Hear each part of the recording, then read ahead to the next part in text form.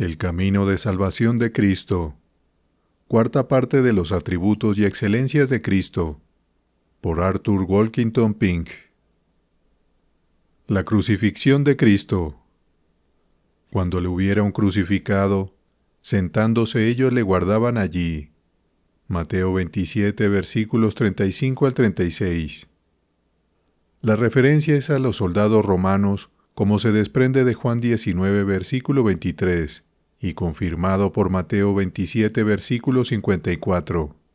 Estaban autorizados para llevar a cabo la sentencia de muerte dictada por Pilato, y en sus manos se entregó el gobernador al Salvador. Versículos 26 al 27. Con burlas groseras ejecutaron la tarea. Añadiendo insulto a la injuria, expusieron al Señor Jesús a las indignidades de una coronación falsa, vistiéndolo con un manto escarlata, coronándolo con espinas, aclamándolo como rey de los judíos. Dando rienda suelta a su enemistad, le escupieron, le golpearon con una caña y se burlaron de él. Devolviéndole su vestimenta, lo llevaron al Gólgota y lo colgaron en el madero. Después de apostar por sus vestiduras, se sentaron a vigilarlo para frustrar cualquier intento de rescate que sus amigos pudieran intentar y para esperar hasta que expirara la vida.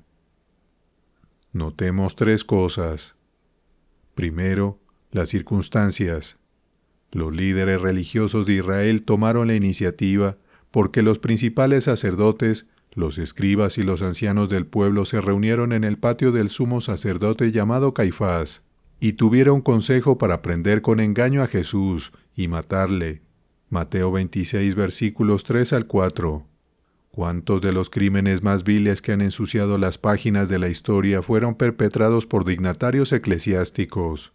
Sin embargo, el pueblo común estaba completamente de acuerdo con sus líderes, porque la multitud, Marcos 15, versículo 8, pidió a Pilato que se adhiriera a su costumbre de liberar a un preso. Cuando les dio la opción entre Cristo y Barrabás, prefirieron a este último, y cuando el gobernador preguntó cuál era su voluntad con respecto al primero, clamaron: «Crucifícale». Marcos 15, versículo 13. Fue para satisfacer al pueblo que Pilato liberó a Barrabás. Cuando Pilato razonó con ellos, todo el pueblo dijo: «Su sangre sea sobre nosotros y sobre nuestros hijos». Mateo 27, versículo 25. Y Pilato, el administrador de la ley romana, que se jactaba de justicia, accedió a sus demandas injustas. Segundo, la escena. Fue en las afueras de Jerusalén, una ciudad más memorable que Roma, Londres o Nueva York, la residencia de David, la ciudad real, el asiento de los reyes de Israel. La ciudad presenció la magnificencia del reinado de Salomón, y aquí estaba el templo.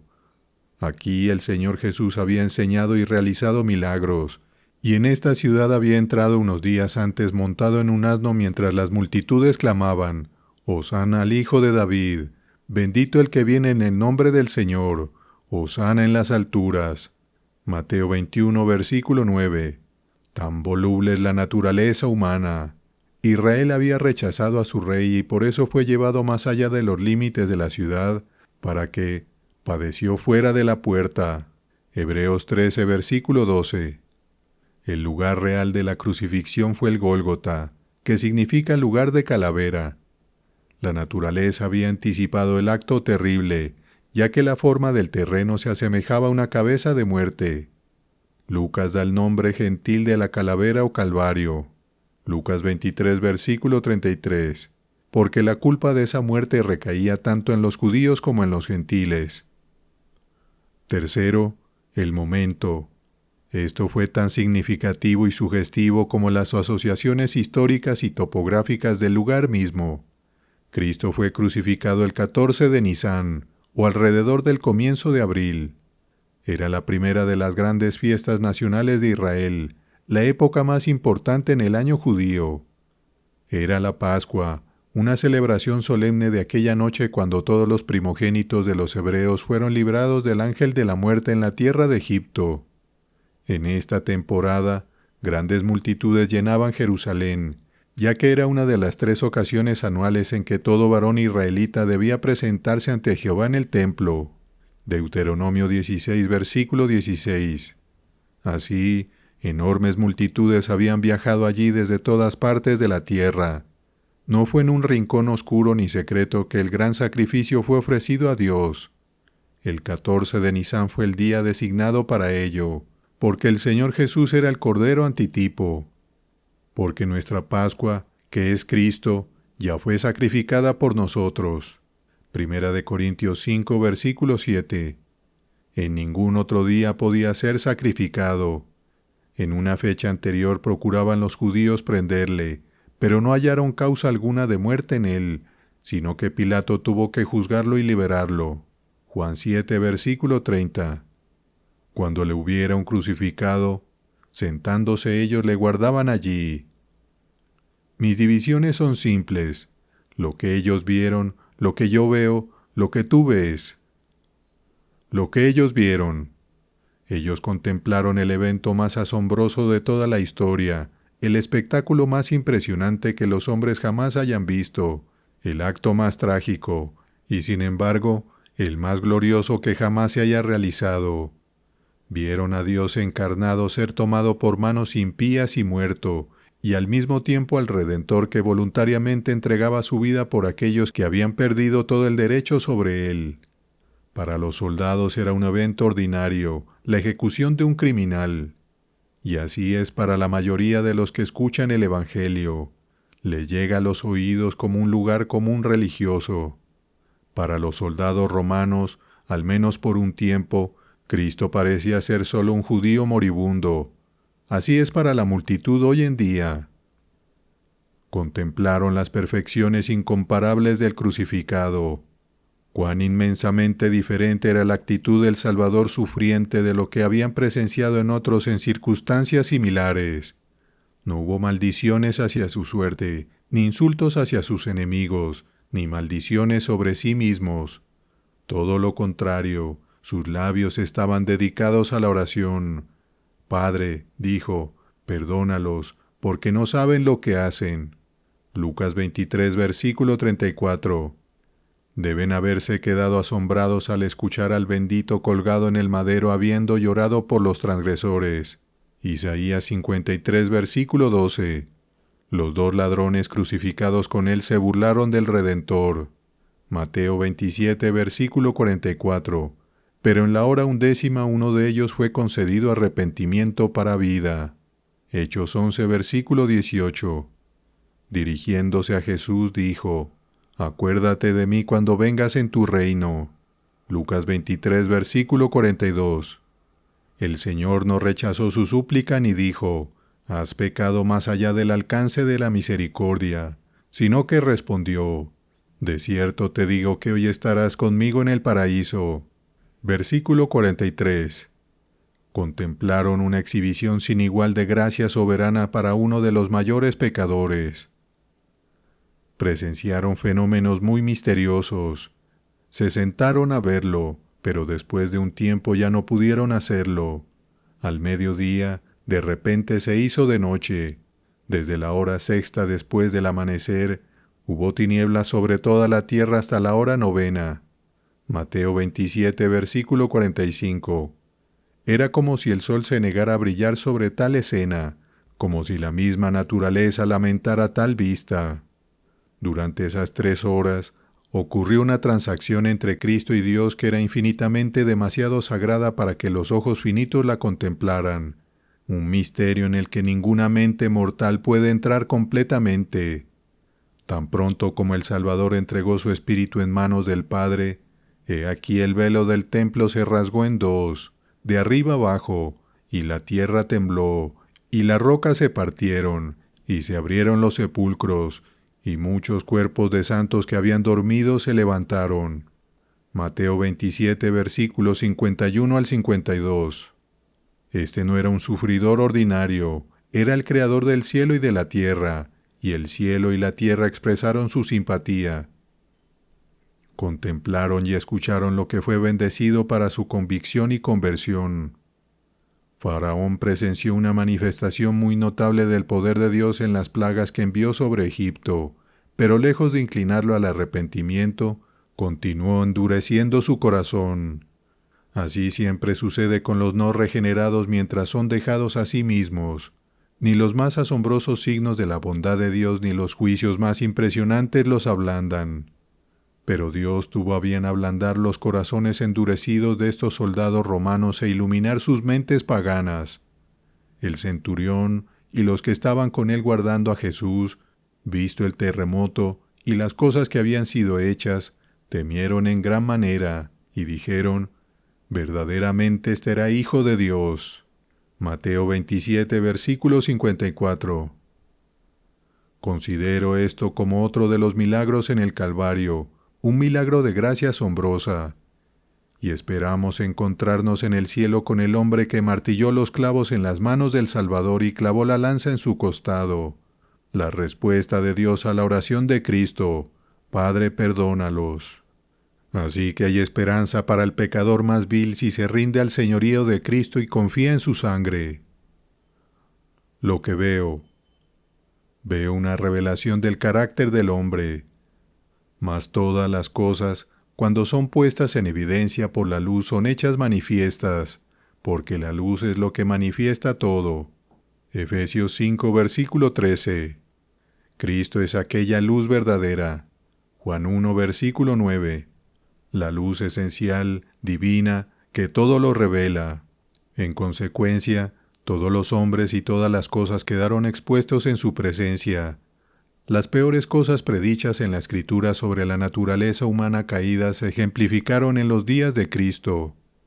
Dios dice que el corazón del hombre es engañoso, más que todas las cosas, y perverso. ¿Quién lo conocerá? Jeremías 17, versículo 9. Y así se demostró con el trato hacia su amado Hijo. Apenas nació en este mundo, cuando los hombres hicieron un esfuerzo determinado por matarlo. Aunque constantemente hacía el bien, aliviaba a los afligidos y ministraba las almas y cuerpos de los necesitados, fue tan poco apreciado que tuvo que decir: las zorras tienen guaridas, y las aves del cielo nidos, mas el Hijo del Hombre no tiene dónde recostar su cabeza. Mateo 8, versículo 20. En una ocasión, toda la ciudad salió al encuentro de Jesús, y cuando le vieron, le rogaron que se fuera de sus contornos. Mateo 8, versículo 34. No solo Cristo no fue bienvenido aquí, sino que también los hombres lo odiaron sin causa. Juan 15, versículo 25. Les dio todas las razones para admirarlo, pero tenían una aversión inveterada hacia él. La palabra declara: por cuanto los designios de la carne son enemistad con Dios. Romanos 8, versículo 7. Multitudes siguen la forma de rendir homenaje a Dios, pero a un Dios de su propia imaginación. Odian al Dios vivo, y de ser posible, lo eliminarían del universo.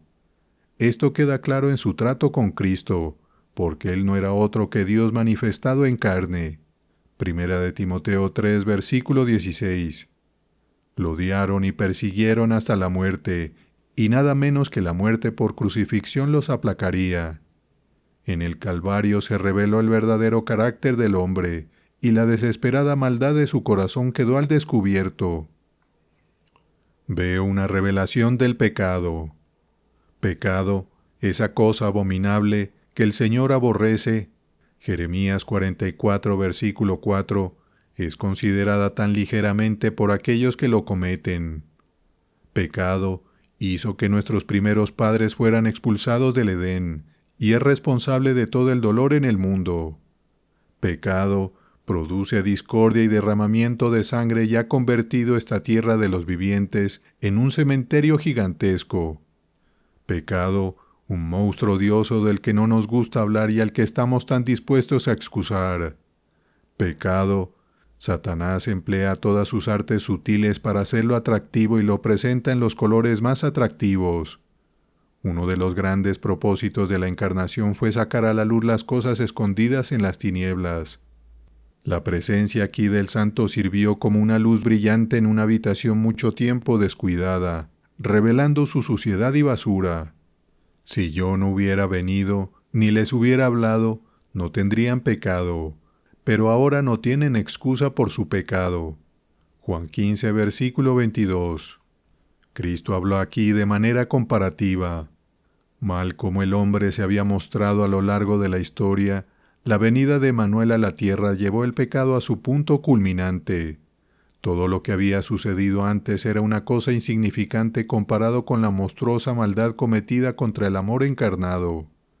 En el trato que el Hijo de Dios recibió de manos de los hombres vemos el pecado en sus verdaderos colores, despojado de todo disfraz, expuesto en toda su horrible realidad, en su verdadera naturaleza como rebelión contra Dios. En el Calvario contemplamos el clímax del pecado, las terribles y horribles extensiones a las que es capaz de llegar. Lo que germinó en el Edén culminó en la crucifixión. El primer pecado ocasionó el suicidio espiritual, el segundo el fratricidio. Caín asesinó a su hermano. Pero aquí en el Calvario resultó en deicidio, el asesinato del Señor de Gloria. También vemos el temible salario del pecado, la muerte y la separación de Dios. Dado que Cristo colgaba allí como el portador del pecado, recibió el castigo que le correspondía. Veo una revelación del carácter de Dios. Los cielos clamaron su gloria y el firmamento muestra su obra, pero en ninguna parte se muestra más prominentemente sus perfecciones que en la cruz. Aquí está su inefable santidad. La santidad de Dios es el deleite que tiene todo lo puro y encantador. Por lo tanto, su naturaleza arde contra lo que es malo. Dios odia el pecado donde quiera que se encuentre y no hizo excepción de Cristo cuando lo vio imputado en su amado Hijo. Allí Dios cargó en él el pecado de todos nosotros. Isaías 53, versículo 6. Trató con él en consecuencia, derramando su santa ira sobre él. Dios es muy limpio de ojos para ver el mal, ni puede ver el agravio. Habacuc 1, versículo 13. Por lo tanto, volvió la espalda al portador del pecado. Dios mío, ¿por qué me has desamparado?, clamó el Salvador sufriente. Luego respondió a su propia pregunta: Tú eres santo. Salmos 22, versículos 1 al 3. Veo la inflexible justicia de Dios. El pronunciamiento de su ley es: el alma que peque, ésta morirá. No puede hacerse ninguna desviación de ella, pues Jehová ha declarado expresamente que de ningún modo tendrá por inocente al malvado. Éxodo 34, versículo 7. Pero, ¿no hará una excepción del único del cual testifica que es el Cordero, sin mancha y sin contaminación? Primera de Pedro 1, versículo 19. No, porque aunque Cristo era sin pecado tanto por naturaleza como por acción, porque los pecados de su pueblo habían sido puestos sobre él, Dios no escatimó ni a su propio Hijo. Romanos 8, versículo 32. Porque el pecado fue transferido a él, el castigo debía ser visitado sobre él. Por lo tanto, Dios clamó: Levántate, oh espada, contra el pastor, y contra el hombre compañero mío, dice Jehová de los ejércitos. Hiere al pastor. Zacarías 13, versículo 7. Dios no abatió ni un ápice de su justo reclamo ni permitió que el sentimiento manchara la justa faz de su gobierno. Él se presenta como el juez por excelencia, sin acepción de personas. ¿Cuánto se demostró eso en el Calvario al rechazar eximir a la persona de su amado, aquel en quien su alma se deleitaba? Isaías 42, versículo 1, cuando ocupaba el lugar del culpable. Veo la asombrosa gracia de Dios. Mas Dios muestra su amor para con nosotros, en que siendo aún pecadores, Cristo murió por nosotros. Romanos 5, versículo 8. Si así lo hubiera querido, Dios podría haber condenado a toda la descendencia de Adán a una condenación eterna. Eso es lo que cada uno de nosotros merece ricamente. ¿Y por qué no debería hacerlo? Por naturaleza somos depravados y corruptos, por práctica rebeldes incorregibles, sin amor por Él ni preocupación por su gloria. Pero por su propia bondad determinó salvar a un pueblo de sus pecados, redimirlos por Cristo, para alabanza de la gloria de su gracia. Efesios 1, versículo 6. Decidió rescatarlos como tizones del fuego para que fueran monumentos eternos de su misericordia. Dado que estaba completamente fuera de su poder hacer expiación por sus terribles crímenes, Él mismo proporcionó un sacrificio suficiente por ellos. Él es el Dios de toda gracia. Primera de Pedro 5, versículo 10, y ha dado innumerables muestras de esto. Pero en ninguna parte se manifestaron las riquezas de su gracia de manera tan generosa y maravillosa como en el Calvario. Aquí se ve la sabiduría manifiesta de Dios. La palabra declara: no entrará en ella ninguna cosa inmunda o que hace abominación. Apocalipsis 21, versículo 27. Entonces, ¿cómo es posible que alguna vez pueda ingresar en la Jerusalén celestial? ¿Cómo puede ser que uno tan completamente carente de justicia pueda recibir alguna vez la aprobación divina? La ley dice: el alma que pecare esa morirá. Y yo he pecado y quebrantado la ley. ¿Cómo entonces puedo escapar de su pena? Dado que soy un mendigo espiritual, ¿cómo puede obtenerse el rescate necesario? Estos son problemas que ninguna inteligencia humana puede resolver. Tampoco se puede resolver el dilema apelando únicamente a la misericordia de Dios, pues su misericordia no es un atributo que anule su justicia y su integridad. Pero en la cruz las perfecciones divinas resplandecieron en gloriosa unidad como la mezcla de colores en el arco iris. Allí la misericordia y la verdad se encontraron, la justicia y la paz se besaron. Salmos 85, versículo 10. La justicia de Dios fue satisfecha por Cristo y por lo tanto su misericordia fluye libremente hacia todos los que se arrepienten y creen. La sabiduría de Dios se manifiesta en la creación y la providencia, pero en ningún lugar tan grandemente como en la cruz. Me veo a mí mismo. ¿Qué?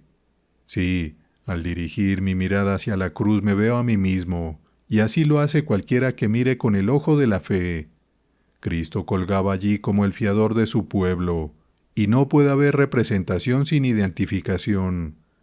Cristo se identificó con aquellos cuyos pecados Él lleva, los creyentes se identificaron con Él.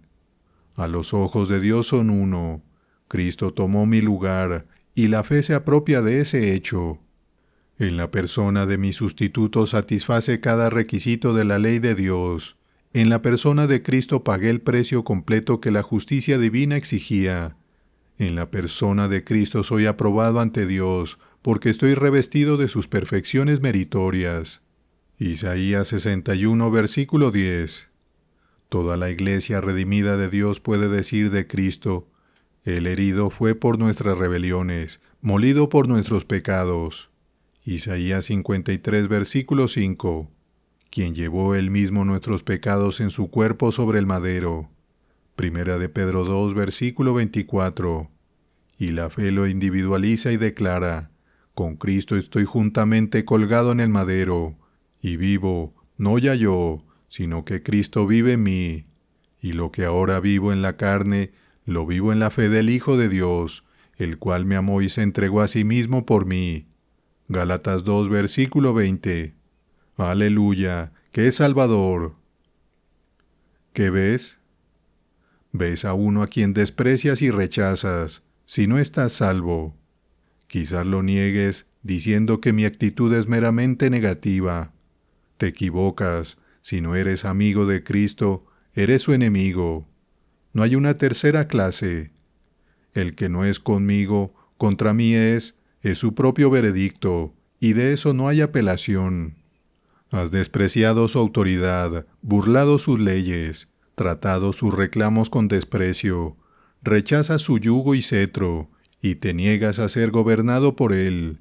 Así te unes con aquellos que lo expulsaron y lo persiguieron hasta la muerte. Ves a uno que se presenta como Salvador.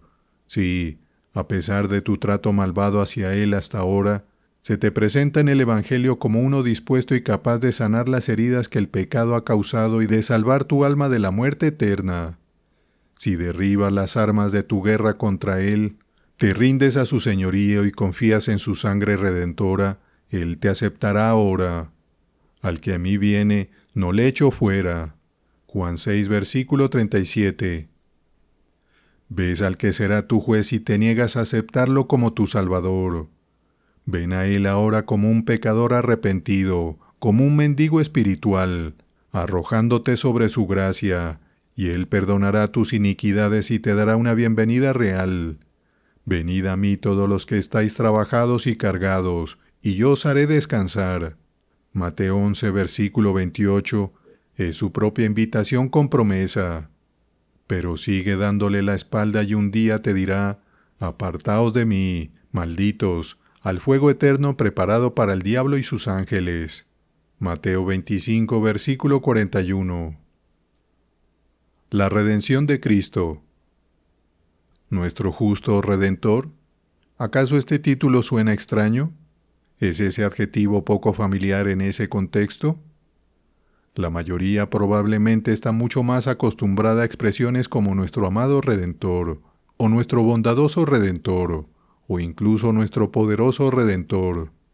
Empleamos el término aquí no porque estemos buscando originalidad. No, más bien tal apelativo es requerido por la enseñanza de las Escrituras.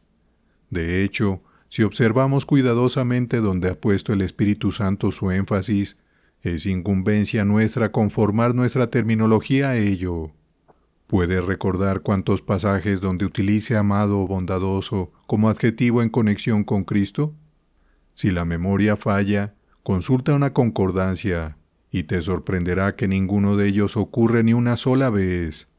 Ahora prueba con la palabra justo y observa cuántos pasajes se refieren al Señor Jesús como tal. Cristo es referido como mi siervo justo, Isaías 53, versículo 11, como un renuevo justo, Jeremías 23, versículo 5, y en el siguiente versículo como Jehová, justicia nuestra, como el sol de justicia, Malaquías 4, versículo 2, como el hombre justo, Lucas 23, versículo 47, como el justo juez, Segunda de Timoteo 4, versículo 8. Se le ve como el Melquisedec antitipo, o Rey de justicia.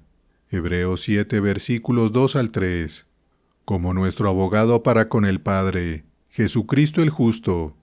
Primera de Juan 2, versículo 1. Además, la misma palabra griega es traducida como justo en los siguientes pasajes. La esposa de Pilato envió una advertencia a su esposo. No tengas nada que ver con este justo. Mateo 27, versículo 19. En el mismo capítulo, Pilato mismo declaró, yo soy inocente de la sangre de este justo. Versículo 24. Él es llamado el justo. Hechos 3, versículo 14. Santiago 5, versículo 6. Hechos 7, versículo 52. 22, versículo 14.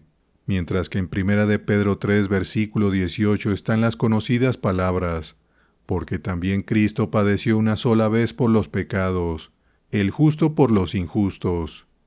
Cuando Zacarías predijo su entrada en Jerusalén montado en un asno, dijo, He aquí, tu rey viene a ti, justo. En Apocalipsis 19, versículo 11, donde se le representa sobre un caballo blanco, se dice, con justicia juzga y pelea.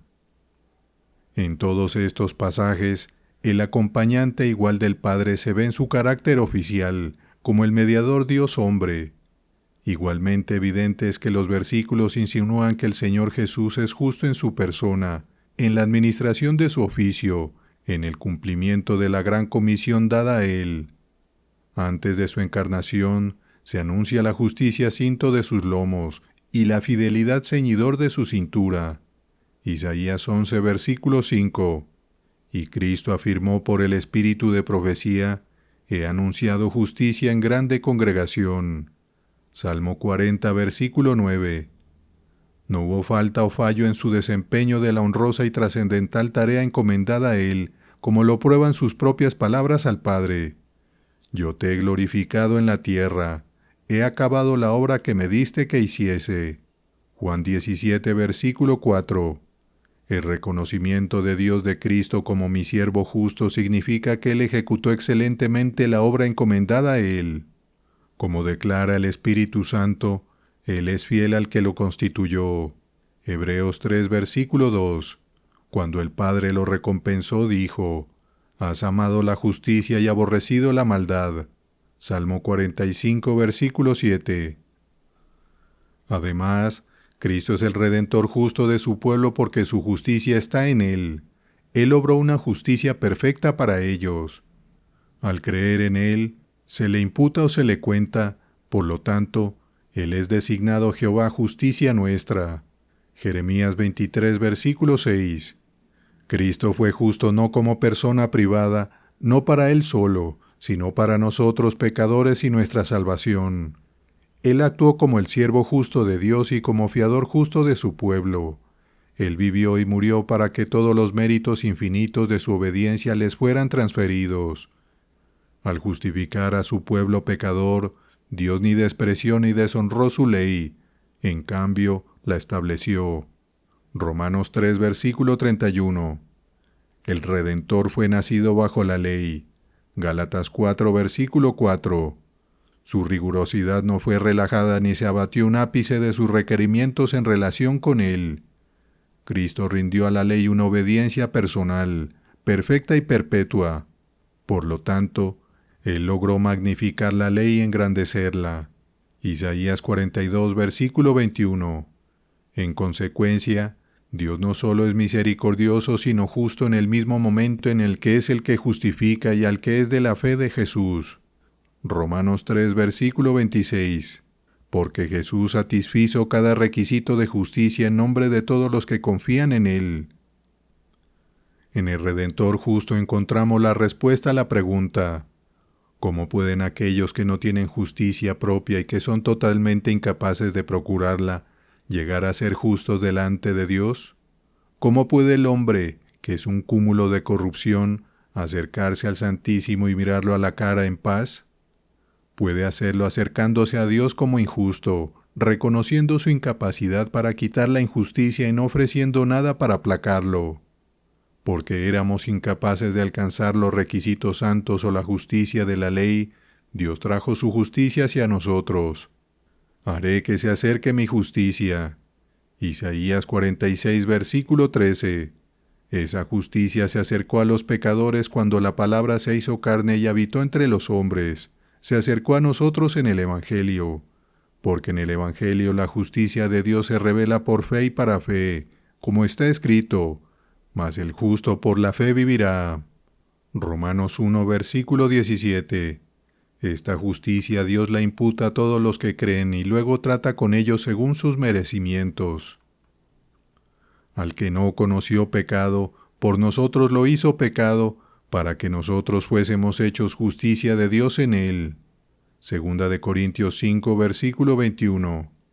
Aquí está la doble imputación de nuestros pecados a Cristo y de su justicia a nosotros. No se dice que seamos hechos justos, sino justicia misma. Y no solo justicia, sino la justicia de Dios, lo máximo que el lenguaje puede expresar. De la misma manera que Cristo fue hecho pecado, nosotros somos hechos justicia. Cristo nos conoció el pecado real, pero en su interposición mediadora en nuestro favor fue tratado como una persona culpable. De la misma manera, estamos desprovistos de toda justicia legal, sin embargo, al recibir a Cristo, somos vistos por la majestad divina como criaturas justas. Ambos fueron por imputación, un intercambio asombroso. Para excluir la idea de que alguna justicia inherente esté involucrada, se dice: para que nosotros fuésemos hechos justicia de Dios en Él. Como el pecado imputado a Cristo es inherente en nosotros, así la justicia por la cual somos justificados es inherente en Él. El plan divino de redención satisface plenamente las demandas de la ley. No hubo nada en todos sus mandamientos sagrados que Cristo no cumpliera, nada en sus terribles amenazas que Él no sufriera. Cumplió todos sus preceptos con una pureza inmaculada de corazón y una integridad perfecta de vida. Él agotó toda la maldición cuando colgó en el madero, abandonado por Dios, por los pecados de su pueblo. Su obediencia confería mayor honor a la ley de lo que hubiera podido recibir de conformidad ininterrumpida por parte de Adán y su descendencia. Las perfecciones de Dios, que fueron deshonradas por nuestra rebelión, son glorificadas en nuestra redención. En la redención, Dios aparece inflexiblemente justo al exigir venganza e inconcebiblemente rico al mostrar misericordia. La espada de la justicia y el cetro de la gracia tienen cada uno su ejercicio debido, su plena expresión. Los intereses de la santidad también están asegurados porque donde la redención es recibida por fe, enciende en el corazón un odio intenso hacia el pecado y el más profundo amor y gratitud hacia Dios. La salvación de Cristo. Porque mis pensamientos no son vuestros pensamientos, ni vuestros caminos mis caminos, dijo Jehová. Isaías 55, versículo 8. Solemnemente estas palabras manifiestan el terrible estrago que el pecado ha causado en la humanidad caída. Están fuera de contacto con su Hacedor, más aún, están ajenos de la vida de Dios por la ignorancia que en ellos hay, por la dureza de su corazón. Efesios 4, versículo 18. Como consecuencia, el alma ha perdido su anclaje, todo ha sido desordenado y la depravación humana ha puesto todo patas arriba. En lugar de subordinar los asuntos de esta vida a los intereses de la vida venidera, el hombre se dedica principalmente al presente y apenas piensa en lo eterno. En lugar de poner el bien de su alma por encima de las necesidades del cuerpo, el hombre se preocupa principalmente por la comida y el vestido. En lugar de que el gran objetivo del hombre sea agradar a Dios, servirse a sí mismo se ha convertido en su principal ocupación. Los pensamientos del hombre deben ser gobernados por la palabra de Dios y sus caminos regulados por la voluntad revelada de Dios. Pero al contrario es verdad. Así las cosas que son de gran valor ante los ojos de Dios, 1 de Pedro 3, versículo 4, son despreciadas por la criatura caída, y lo que los hombres tienen por sublime, delante de Dios son abominación. Lucas 16, versículo 15. El hombre ha trastornado las cosas, tristemente evidente cuando intenta manejar asuntos divinos. La perversidad que el pecado ha causado aparece en nuestra inversión del orden de Dios. La Escritura habla del espíritu, alma y cuerpo del hombre. 1 de Tesalonicenses 5, versículo 23. Pero cuando el mundo se refiere a ello, dice cuerpo, alma y espíritu. La Escritura declara que los cristianos son extranjeros y peregrinos en esta escena, pero 9 veces de cada 10, incluso los buenos hombres hablan y escriben de peregrinos y extranjeros. Esta tendencia a invertir el orden de Dios es parte de la naturaleza del hombre caído. A menos que el Espíritu Santo intervenga y obre un milagro de gracia, sus efectos son fatales para el alma. En ningún lugar tenemos un ejemplo más trágico de esto que en el mensaje evangelístico que se está dando ahora, aunque apenas alguien parece ser consciente de ello. Que algo está radicalmente mal con el mundo es ampliamente reconocido.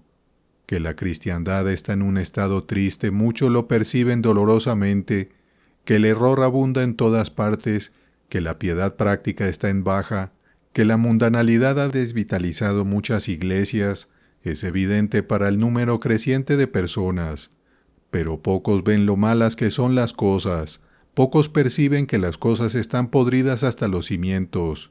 Sin embargo, ese es el caso. La verdadera manera de salvación de Dios es poco conocida hoy en día. El evangelio que se está predicando, incluso en círculos ortodoxos, a menudo es un evangelio erróneo. Incluso allí, el hombre ha invertido el orden de Dios. Durante muchos años he enseñado que no se requiere nada más para la salvación de un pecador que aceptar a Cristo como su Salvador personal.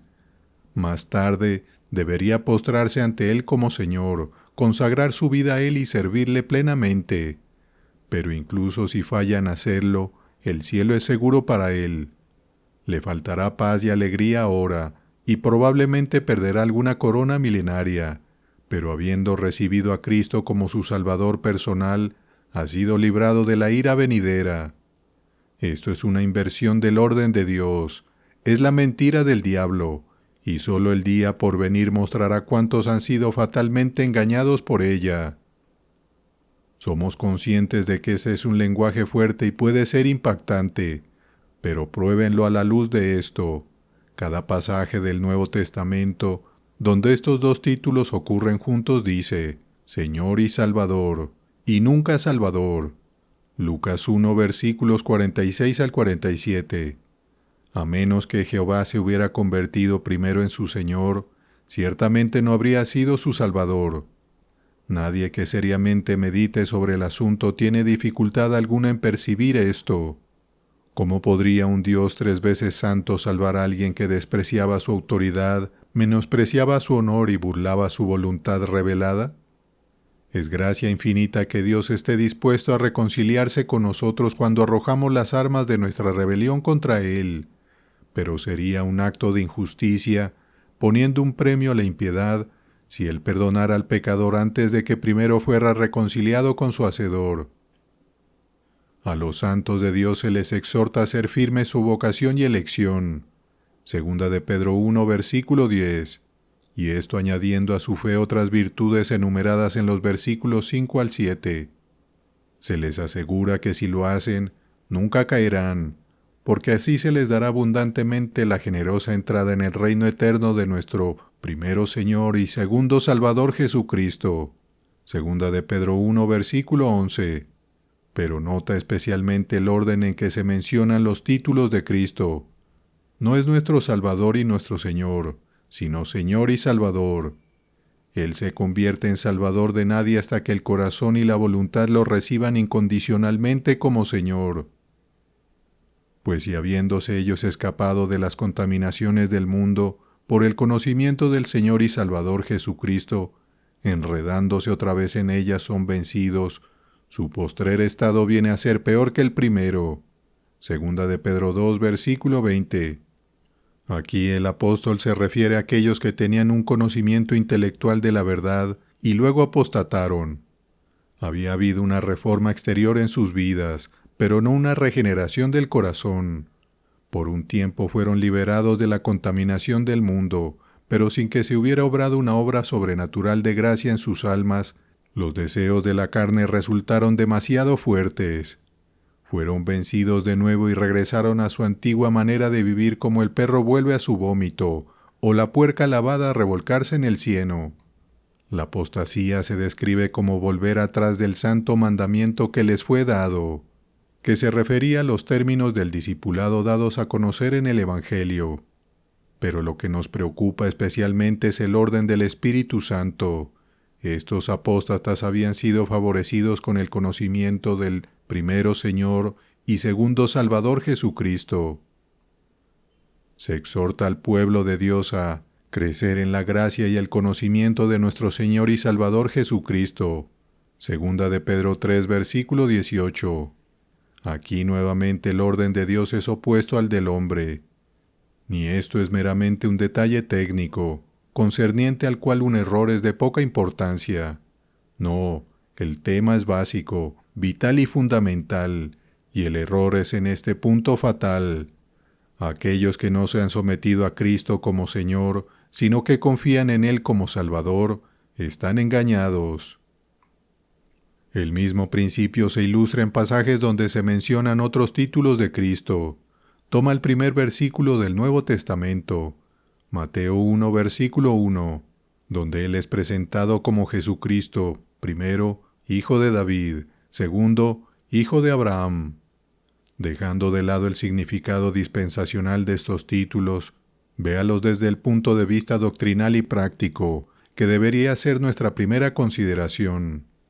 Hijo de David introduce el trono, enfatiza su autoridad y demanda lealtad a su cetro. Hijo de David viene antes que hijo de Abraham. Una vez más, se nos dice que Dios había exaltado a Jesús a su diestra, como primero príncipe y segundo salvador. Hechos 5, versículo 31. El concepto incorporado por el título príncipe es el dominio y autoridad supremos, el soberano de los reyes de la tierra. Apocalipsis 1, versículo 5. En el libro de los Hechos rápidamente descubrimos que el mensaje de los apóstoles era completamente diferente, no solo en énfasis, sino también en sustancia, al predicar de nuestros tiempos. En el día de Pentecostés, Pedro declaró: «Y todo aquel que invocar el nombre del Señor será salvo». Hechos 2, versículo 21. Y recordó a sus oyentes que Dios había hecho a Jesús Señor y Cristo. Hechos 2, versículo 36. No Cristo y Señor. A Cornelio y a su familia, Pedro presentó a Cristo como Señor de todos. Hechos 10, versículo 36. Cuando Bernabé llegó a Antioquía, exhortó a todos a que con propósito de corazón permaneciesen fieles al Señor. Hechos 11, versículo 23. También Pablo y Bernabé los encomendaron al Señor en quien habían creído. Hechos 14, versículo 23. En el gran concilio de Jerusalén, Pedro recordó a sus compañeros que los gentiles buscarían al Señor. Hechos 15, versículo 17. Al carcelero de Filipos y a su familia, Pablo y Silas les predicaron la palabra del Señor. Hechos 16, versículo 32.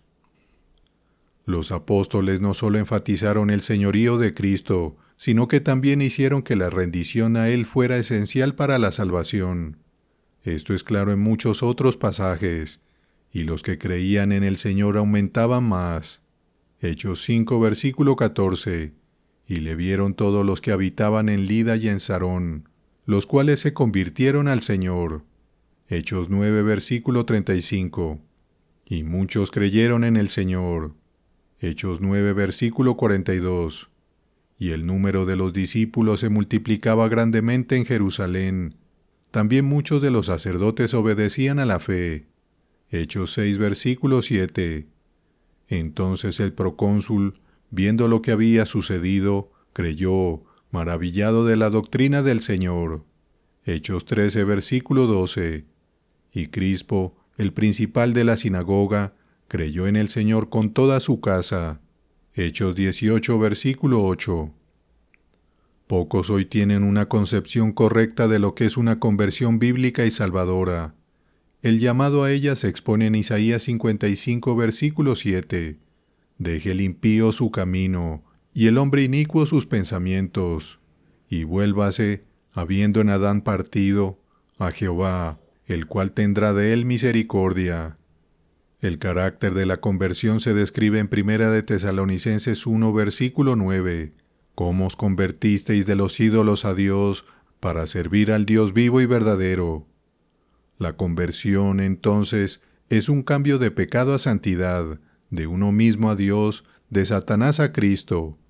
Es la rendición voluntaria de nosotros mismos al Señor Jesús, no solo por un consentimiento de dependencia en sus méritos, sino también por una disposición dispuesta a obedecerlo, entregando las llaves de nuestros corazones y poniéndolas a sus pies.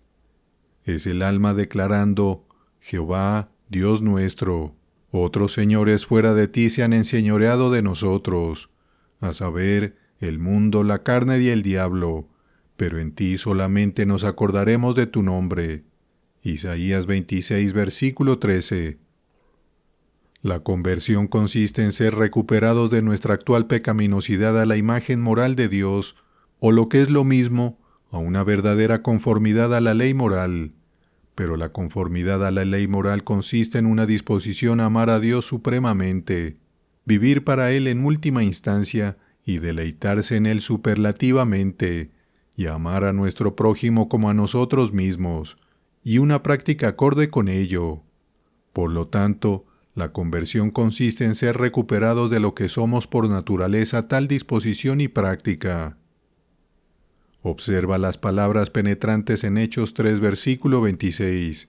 A vosotros primeramente, Dios, habiendo levantado a su Hijo, lo envió para que os bendijese, a fin de que cada uno se convierta de su maldad.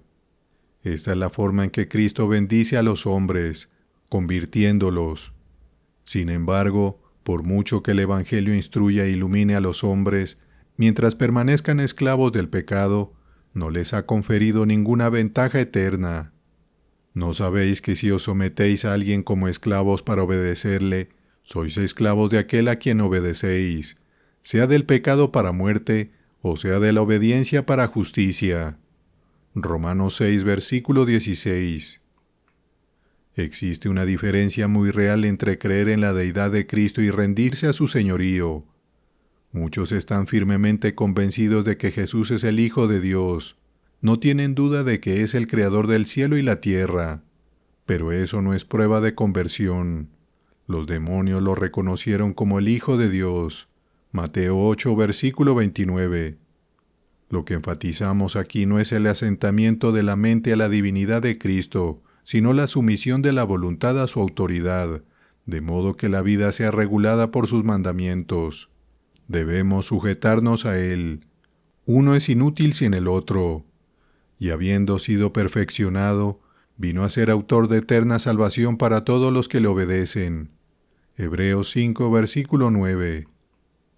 Sin embargo, ante la clara enseñanza de las Sagradas Escrituras, cuando las personas no salvas se preocupan por su destino futuro e inquieren qué debemos hacer para ser salvos, la respuesta que suelen recibir es: acepta a Cristo como tu Salvador personal. Se hace poco esfuerzo por inculcarles, como Pablo hizo con el carcelero en Filipos, el señorío de Cristo. Muchos líderes ciegos guían a otros ciegos citando con destreza, mas a todos los que le recibieron, a los que creen en su nombre, les dio potestad de ser hechos hijos de Dios. Juan 1, versículo 12. Quizás el líder objeta, pero allí no se dice nada acerca de recibir a Cristo como Señor. Directamente no, ni tampoco se dice nada allí acerca de recibir a Cristo como un Salvador personal. Es un Cristo completo el que debe ser recibido, o ninguno en absoluto. Pero si el objetor reflexiona cuidadosamente sobre el contexto de Juan 1, versículo 12, descubrirá rápidamente que es presentado como Señor y como tal debe ser recibido por nosotros. En el verso anterior, vino a lo que era suyo, y los suyos no le recibieron. ¿En qué carácter lo ven? Claramente, como el dueño y maestro de Israel, y fue como tal que no le recibieron. Considera lo que él hace por aquellos que sí lo reciben. Les dio potestad, el derecho, la prerrogativa de ser hechos hijos de Dios. ¿Quién sino el Señor de señores está investido con la autoridad para dar a otros el título de ser hijos de Dios? En un estado no regenerado, ningún pecador está sujeto a Cristo como Señor, aunque pueda estar completamente convencido de su deidad y usar Señor Jesús al referirse a Él. Cuando decimos que ningún individuo no regenerado está sujeto a Cristo como Señor, queremos decir que su voluntad no es la regla de vida. Complacer, obedecer y honrar y glorificar a Cristo no es el objetivo dominante, la disposición y el esfuerzo de corazón. Lejos de ser así, su verdadero sentimiento es: ¿quién es Jehová para que yo oiga su voz? Éxodo 5, versículo 2. La tendencia entera de su vida es decir: no queremos que éste reine sobre nosotros. Lucas 19, versículo 14. A pesar de todas las pretensiones religiosas, la actitud real del no regenerado hacia Dios es: dicen pues a Dios, apártate de nosotros, porque no queremos el conocimiento de tus caminos. ¿Quién es el Todopoderoso para que le sirvamos o estemos sujetos? Job 21, versículos 14 al 15. Su conducta insinúa: nuestros labios son nuestros. ¿Quién es Señor de nosotros? Salmo 12, versículo 4. En lugar de rendirse a Dios en Cristo, cada pecador sigue su propio camino. Isaías 53, versículo 6. Viviendo solo para complacerse a sí mismo. Cuando el Espíritu Santo convence del pecado, hace que esa persona vea qué es realmente el pecado. Hace que el convicto comprenda que el pecado es rebelión contra Dios, una negativa a someterse al Señor. El Espíritu le hace darse cuenta de que ha sido un insurrecto contra aquel que está exaltado sobre todo. Ahora está convicto no solo de ese pecado o aquel ídolo, sino que también se da cuenta de que toda su vida ha sido una lucha contra Dios, que ha ignorado y desafiado conscientemente, deliberada y constantemente, eligiendo deliberadamente seguir su propio camino. La obra del Espíritu en los elegidos de Dios no es tanto convencerlos de que son pecadores perdidos. La conciencia del hombre natural sabe eso, sin ninguna operación sobrenatural del Espíritu. Es revelar la pecaminosidad del pecado.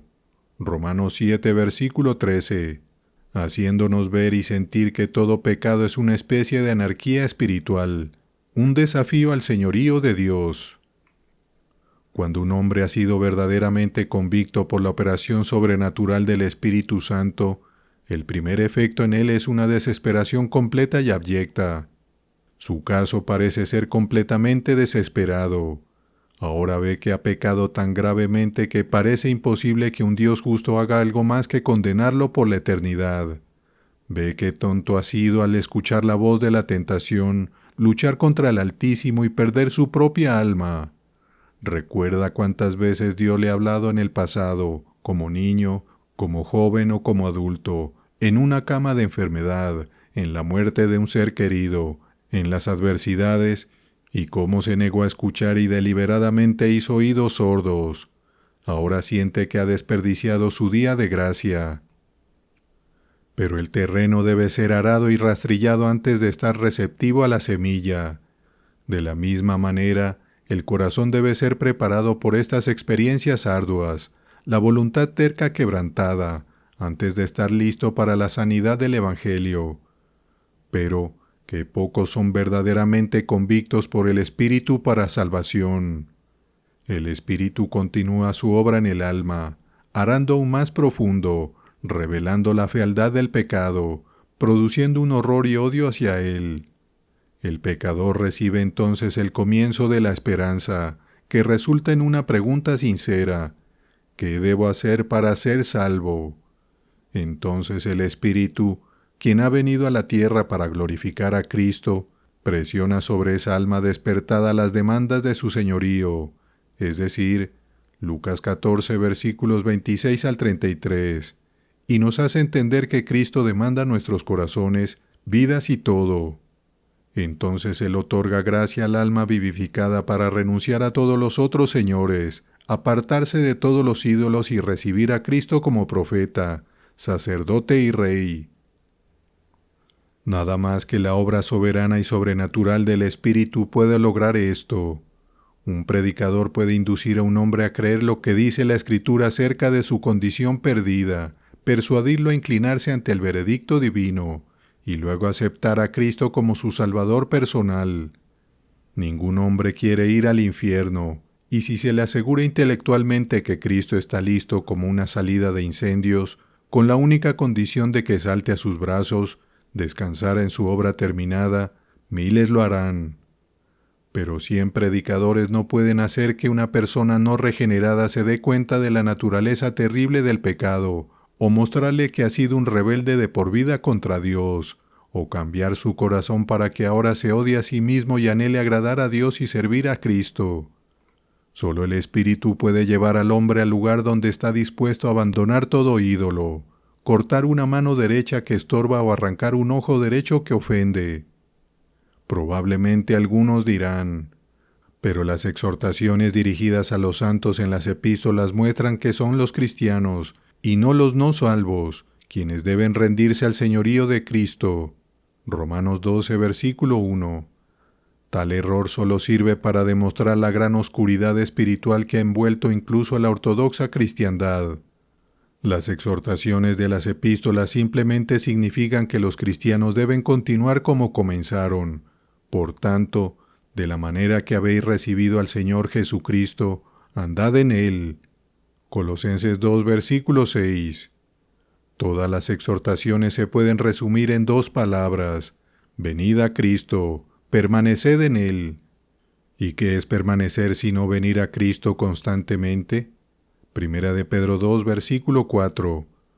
A los santos, Romanos 12, versículo 1, ya se les había mandado: presentaros vosotros mismos a Dios como vivos de entre los muertos. Romanos 6, versículo 13. Mientras estemos en la tierra, siempre necesitaremos tales admociones. A la iglesia desviada de Éfeso se le dijo: recuerda por tanto de dónde has caído, y arrepiéntete, y haz las primeras obras. Apocalipsis 2, versículo 5. Y ahora, una pregunta directa. ¿Es Cristo tu Señor? ¿Ocupa de hecho el trono de tu corazón? ¿Rige realmente tu vida? Si no es así, entonces ciertamente no es tu Salvador. A menos que tu corazón haya sido renovado, a menos que la gracia te haya cambiado de un rebelde sin ley a un sujeto amoroso, entonces todavía estás en tus pecados, en el camino ancho hacia la destrucción. El camino de salvación de Cristo. Cuarta parte de los atributos y excelencias de Cristo. Por Arthur Walkington Pink. Colgado en el madero,